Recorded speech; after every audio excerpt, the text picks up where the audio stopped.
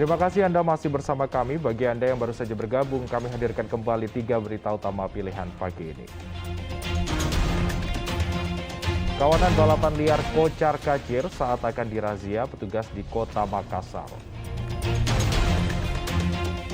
Kepala Puskesmas di Kabupaten Luwu Utara mengamuk saat rapat bersama stafnya membahas insentif tim vaksinator COVID-19.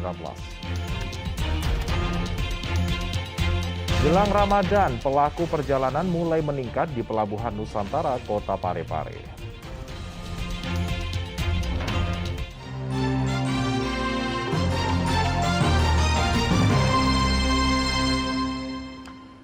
Kawanan balap liar di Kota Makassar kocar-kacir saat didatangi petugas gabungan TNI Polri. Seorang joki balap liar ditangkap, 7 motor tanpa surat kendaraan juga disita petugas.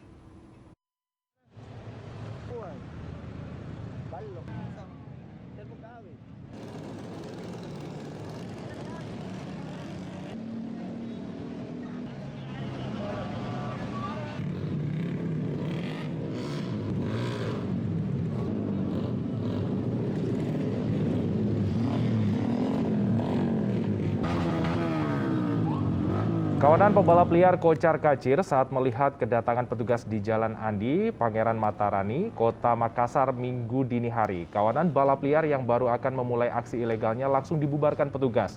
7 motor disita petugas karena menggunakan knalpot bising, tak dilengkapi surat-surat kendaraan hingga tak berplat nomor.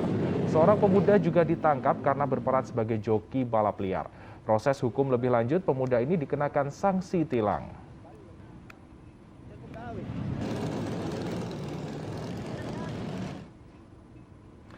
Ya, selain maksud kami ke informasi selanjutnya, Saudara, di mana pencuri motor mahasiswa di Kota Parepare ditangkap.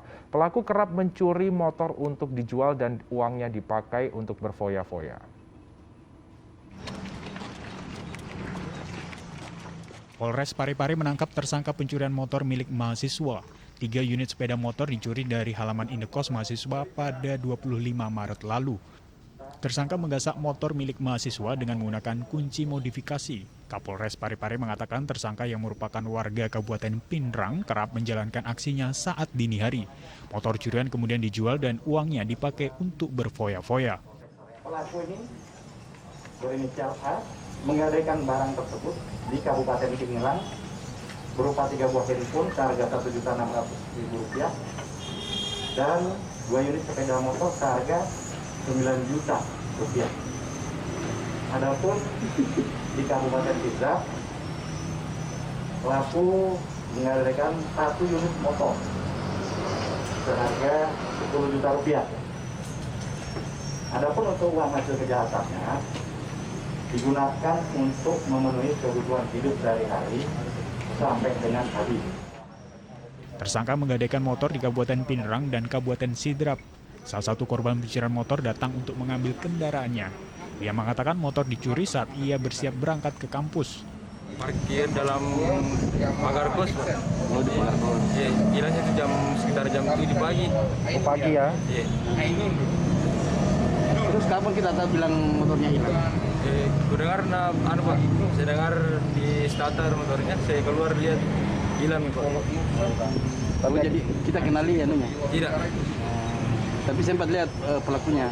Tidak. Tapi akhirnya senang ya? Ya, alhamdulillah. Selain 3 motor, polisi juga menyita 3 ponsel hasil kejahatan tersangka.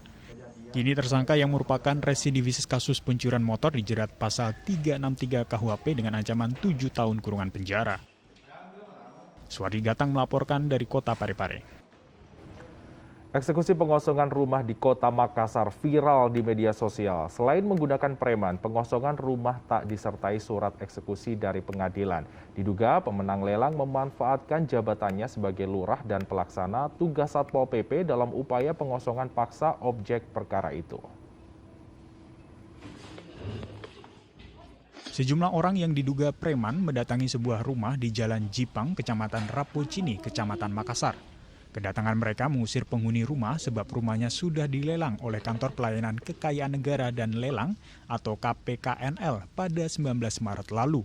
Para preman memaksa keluar penghuni rumah lama dengan alasan sebagai pemenang lelang. Namun aksi pengosongan paksa itu tidak dilengkapi surat eksekusi pengosongan rumah dari pengadilan setempat. Aksi ini pun diviralkan di media sosial. Kini barang pemilik rumah lama masih berserakan di depan objek perkara. Pemilik rumah lama belum menemukan tempat penyimpanan sementara karena tak siap dengan pengosongan rumah tanpa informasi dari pihak pengadilan. Melalui kuasa hukumnya, pemilik rumah lama berencana menggugat kesalahan prosedur dan melawan hukum terkait objek perkara. Mereka juga trauma dan takut usai peristiwa itu. Dia datang lagi kembali dengan buka itu gembok. Dia nggak tahu pakai apa, dia pukul-pukul itu, Pak. Buka paksa ya? Iya, Ada berapa orang yang kita lihat saat itu? lebih dari 5. Itu pakaian dinas kah atau baju Pakai preman? Baju preman. Baju preman. Iya, Yang kita kenali saat itu di antara semua siapa? nggak ada saya kenal, Pak. Terus begitu masuk ke dalam, apa yang mereka lakukan, Pak? Dia buka, dia apa namanya, ketok-ketok pintu dengan cara kayak seperti penggerebekan.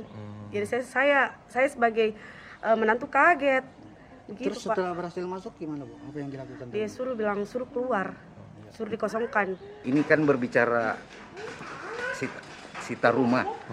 Terus itu harus dengan melalui prosedur. Itu dengan sukarela, dengan cara tanda tangan bahwasanya pemilik rumah dengan sukarela keluar untuk melakukan pengosongan. Beda halnya sebaliknya, apabila penghuni yang dieksekusi itu dengan tidak sukarela, itu harus dengan penetapan pengadilan.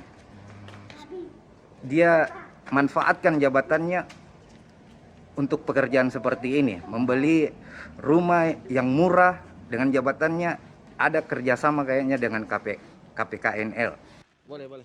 Hingga kini pemilik rumah lama yang berjumlah 4 orang masih menumpang di rumah kerabat. Mereka berharap meminta keadilan dari pemerintah setempat karena menilai pemenang lelang memanfaatkan untuk mengambil alih rumah tersebut. Diketahui pemenang lelang merupakan pasutri yang berdinas di pemerintahan Kota Makassar, yakni lurah dan pelaksana tugas Satpol PP. Andi Muhammad Sadi melaporkan dari Kota Makassar. Kita beralih ke informasi lain, suasana Ramadan mulai terlihat di Kota Parepare. Ribuan perantau mulai pulang kampung terlihat dari ramainya pelabuhan Nusantara. Para perantau dari luar pulau itu kembali ke kampung halaman untuk merayakan Ramadan bersama keluarga. Ribuan perantau asal Pulau Kalimantan tiba di dermaga Pelabuhan Nusantara Kota Parepare. Mayoritas penumpang yang pulang ini hendak menunaikan ibadah puasa dan merayakan Hari Raya Idul Fitri bersama keluarga. Seperti perantau asal Samarinda yang mengaku pulang lebih awal ke kampung untuk berziarah ke rumah kerabat dalam rangka bersilaturahmi sebelum memasuki bulan suci Ramadan. Iya, pulang kampung, Pak. Mudik ya? Iya. Oh, kenapa pulang lebih awal? Iya, soalnya ini keluarga lagi orang tua. Iya. Pulang lebih cepat ya? Iya, benar. Mau bikin apa di kampung Ramadan? Iya, bulan suci. Udah merangka bulan suci Ramadan ya? Iya, benar. Oh iya. Tadi di kapal gimana? Apakah penumpangnya sudah mulai padat atau gimana? Iya, udah mulai padat, Pak. Padatnya banyak ya penumpang ya? Penumpang arus mudik Ramadan diprediksi akan meningkat seiring pelonggaran yang diberikan pemerintah kepada pelaku perjalanan. Kasih Keselamatan Berlayar KOSOP Kota Parepare mengatakan akan membuka posko tambahan selama arus mudik dan balik Idul Fitri. Untuk mengantisipasi adanya lonjakan, kami tentunya bekerja sama dengan semua instansi terkait di pelabuhan ya. Nanti juga akan dibentuk posko. Sebelumnya akan ada rapat pembentukan posko sehingga mengantisipasi lonjakan penumpang tentunya. Karena ini kita antisipasi lonjakan penumpang ini karena adanya kemudahan dalam melakukan perjalanan ya. Kemungkinan memang nanti ada peningkatan ya arus mudik. Selain kapal swasta, PT Penli juga akan menyediakan 3 armada untuk melayani penumpang arus mudik dan balik. Manajer cabang PT Pelni Kota Parepare mengatakan tidak ada penambahan armada jelang musim arus mudik dan balik, namun pihaknya tengah memperbaiki 1 armada kapal yang akan siap beroperasi saat musim mudik dan balik nanti. Untuk saat ini belum ada, Pak, untuk penambahan. Nanti diperkirakan kapal selesai docking Bukit Siguntang di akhir bulan ini, sehingga semuanya armada Pelni siap beroperasi dalam rangka menyambut Ramadan. Ada ada berapa yang kapal penyu yang berlabuh di Pelabuhan Parepare? Di Parepare ada 3 Pak. Kapal penumpang Bukit Siguntang, Lambelo, dan KM Egon. Ya. Kapal pelayaran yang merapat di dermaga Pelabuhan Nusantara masing-masing KM Bukit Siguntang, KM Lambelu, dan KM Egon. Sedang untuk pelayaran swasta diantaranya KM Thalia, KM Aditya, KM Pantokrator, PNK Express. 2 kapal yang berapuh mampu menampung 1.660 penumpang kapal. Suwardi Gatang melaporkan dari Kota Parepare. Dan informasi tadi mengakhiri jumpa kita pagi ini. Bersama rekan yang bertugas, saya Freddy Cahya mengucapkan terima kasih atas kebersamaan Anda. Selamat pagi, selamat beraktivitas, jaga kesehatan Anda. Sampai jumpa.